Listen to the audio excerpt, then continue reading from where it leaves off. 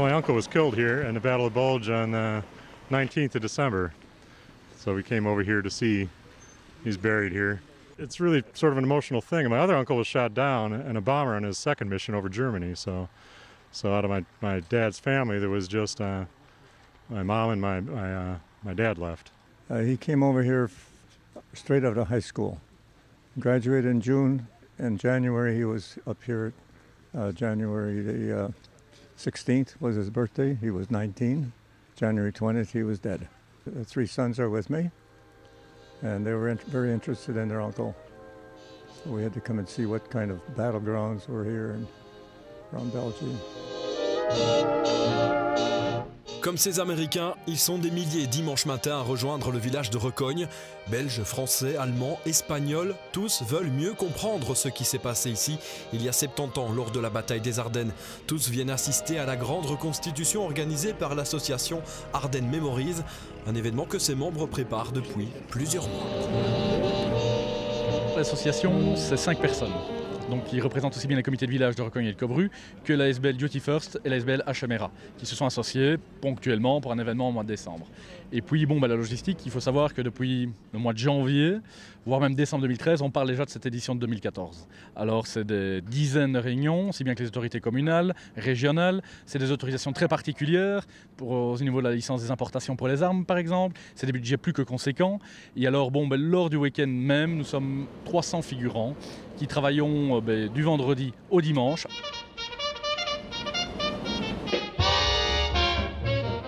Depuis la veille au matin, les positions américaines occupent le village de Recogne. Le public peut y admirer tout le matériel et les figurants.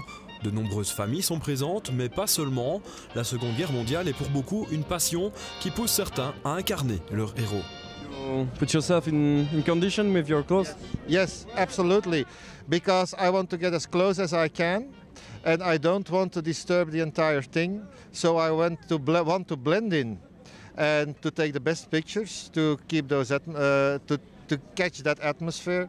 I need to be part of it. First time for you in Recogne?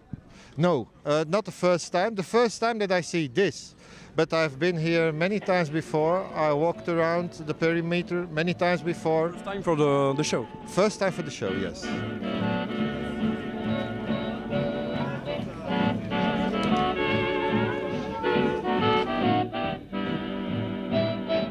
Il est même difficile de différencier les figurants des visiteurs, tant ces derniers poussent le réalisme parfois à l'extrême.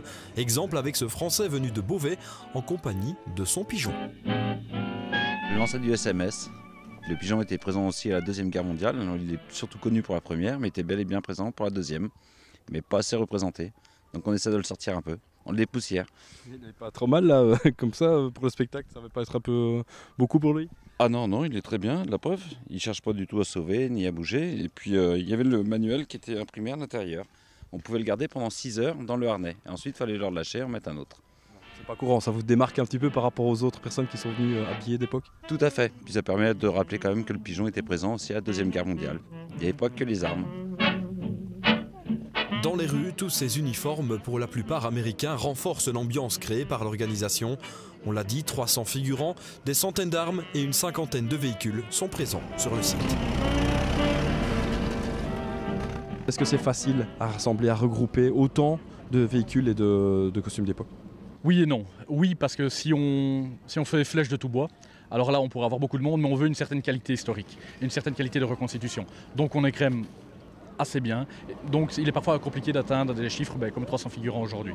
Mais voilà, on y est arrivé et généralement les gens comprennent, les reconstituteurs comprennent totalement la démarche et s'appliquent à un règlement sans doute plus drastique qu'ailleurs. Non, parce que si je vais mettre une vitre, parce qu'autrement je verrai rien. Au niveau des véhicules, on doit les préparer. C'est une chose qui est évidente. Et au niveau de la Duty First, ils ont quand même pas mal de travail. Et c'est quand même toujours à la dernière minute que tout se décide et que tout se fait. Ne serait-ce qu'au niveau du climat, au niveau des conditions, tout doit se faire un peu sur le tas, quoi. Ouais, on va aller mettre on va expliquer un peu le scénario. Il a été équipé pour tirer 2 charges, donc apparemment dans le scénario, il va être touché par un blindé allemand et ça va exploser, on va devoir sortir dehors.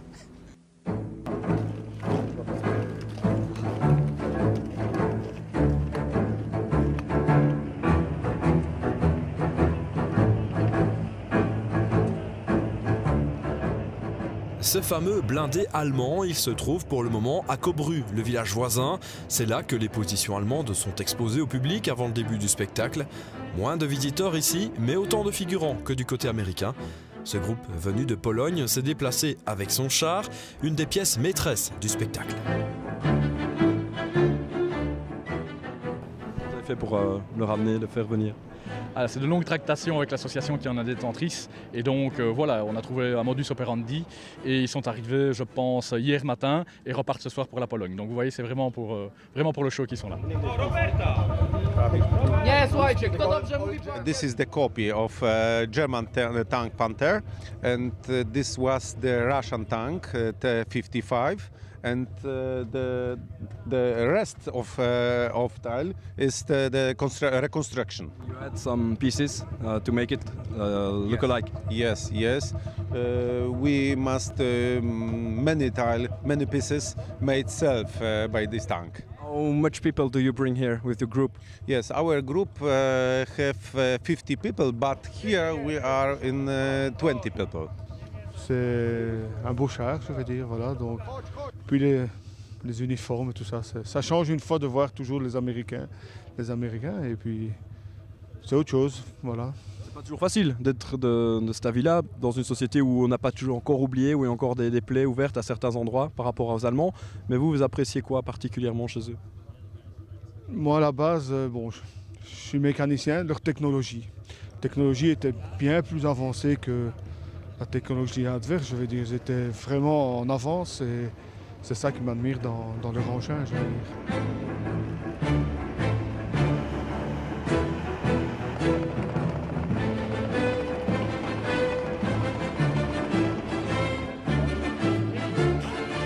Hey. 13h, l'heure de partir au combat. Le convoi allemand se met en route. L'offensive contre les positions américaines va bientôt débuter. Objectif, reprendre le village de Recogne en attaquant par les champs avec pour avantage l'effet de surprise.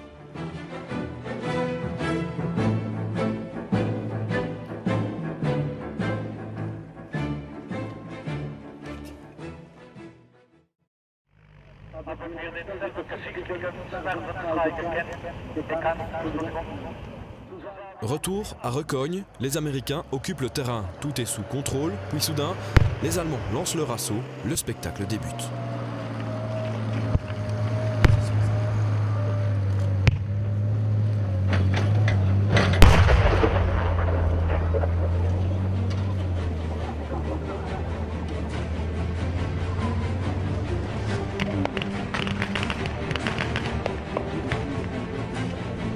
Par petits groupes, l'ennemi progresse à travers les champs.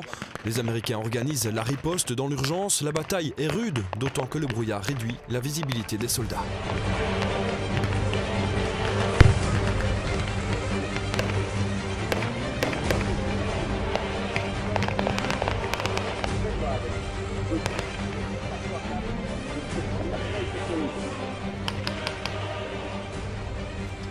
Après plusieurs longues minutes de combat, les assaillants finissent par prendre le dessus.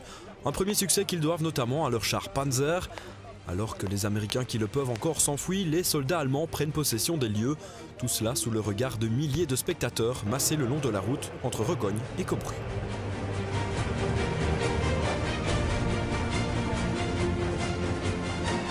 On va souvent en Normandie et en fait on voit pas d'Allemands, on voit que des Américains. Donc là de voir les Allemands, c'est quand même très impressionnant. Qu'est-ce qui t'a plu jusqu'à présent? Ça m'a plu qu'ils montrent un peu comment c'était avant. Tu connais bien l'histoire de la Seconde Guerre? Non. Ici ça te permet d'apprendre un peu ce qui s'est passé? Oui. Qu'est-ce qui vous impressionne peut-être ici? Les chars, à peu près toutes les machines. C'est important d'être ici avec les enfants? Oui, très très bien. Oui, on aime leur faire connaître. En plus, ils apprennent à l'école aussi. Alors ici, ils sont sur le champ, ils comprennent mieux. Oui. Vous, à vous-même, vous portez beaucoup d'importance à ça aussi? Oui, beaucoup. On vient toutes les années. Oui, très important.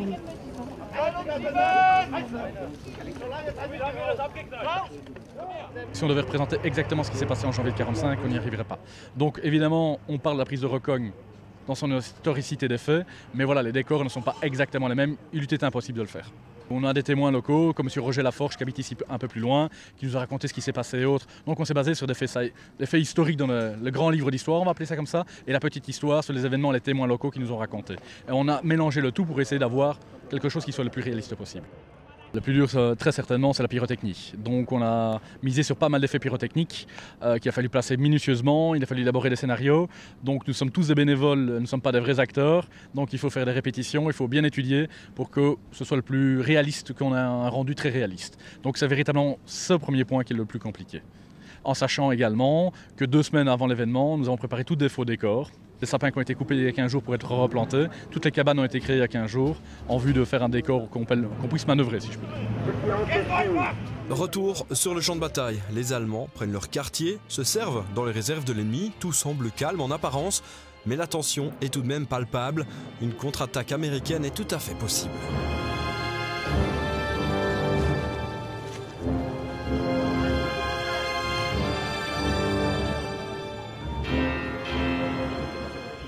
Et c'est ce qui se produit dans les minutes qui suivent. La scène se passe en janvier 1945. La puissance du matériel allemand ne suffira pas à contrer l'offensive de l'armée de Patton. Très vite, les Américains arrivent sur place, obligeant l'ennemi à fuir.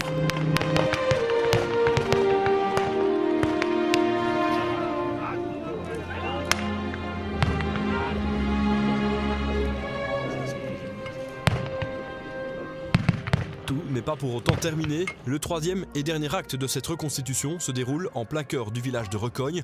Là-bas, les Allemands terrorisent la population, des civils sont contraints de quitter leur domicile.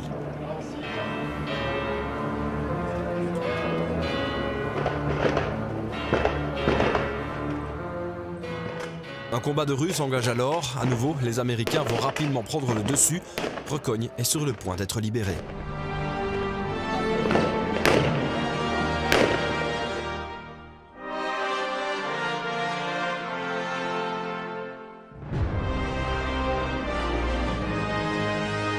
Alors, quel sentiment après ce spectacle?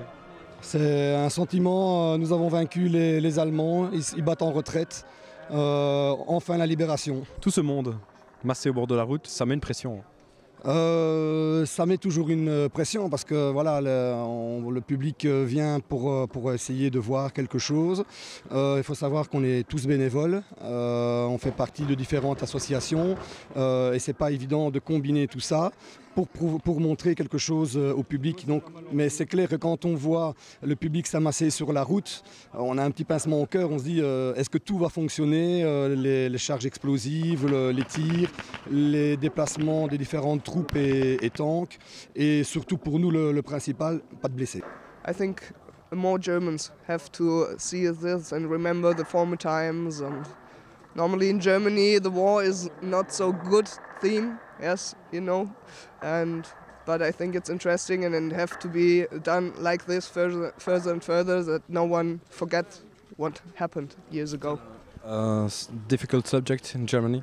Yes, it's difficult because Germans were the bad boys when in the war. Bah, c'est bluffant. Allez, on peut croire qu'on rejoue un peu aux petits soldats, mais honnêtement, il y a une part d'émotion quand même qui passe. Je trouve qu'ils ont la capacité à vraiment faire passer un message, sans doute plus encore chez la jeune génération. Je vois mon gamin là à côté, il est réellement touché, je pense, par ce qui se passe, et ça peut peut-être lui éveiller une conscience politique pour demain, j'espère en tout cas. T'es intéressé par la Deuxième Guerre mondiale? Ouais. Pourquoi? Qu'est-ce qui t'impressionne dans cette histoire? Parce que déjà mon papa aimait quand même vraiment bien l'histoire, donc je l'ai un peu suivi. C'était quand même bien, vu que tu avais les morts, ils n'étaient pas touchés pour de vrai, mais ils ne bougeaient quand même plus. Voilà. Et les chars et tous les gros véhicules, ça t'a impressionné aussi? Ouais, quand même. Qu'est-ce que tu as préféré? Les véhicules. 1500 en 2010, 3000 en 2012, ils étaient cette année entre 4 et 5000 pour admirer le spectacle. Né à la suite du 65e anniversaire de la bataille des Ardennes, l'association Ardennes Memories aura donc mis 5 ans pour arriver à ce résultat, le fruit de notre travail de longue haleine. Le but en 2010, c'était de poser la base d'un événement pour le 70e. Et donc les éditions de 2010 et 2012, qui ont vu un show pyrotechnique, qui étaient des véritables répétition, on peut appeler ça comme ça, en vue de ce 70e, donc c'est vraiment une apothéose. Ici, est-ce que le 70e est un but? Est-ce qu'on a un autre but, le 75e peut-être, éventuellement déjà en tête? On n'a pas aujourd'hui de deadline en se disant pour le 75e on a mis sur quelque chose. Non, aujourd'hui ce n'est pas inscrit dans les mentalités. On verra par la suite, mais pas pour l'instant du moins.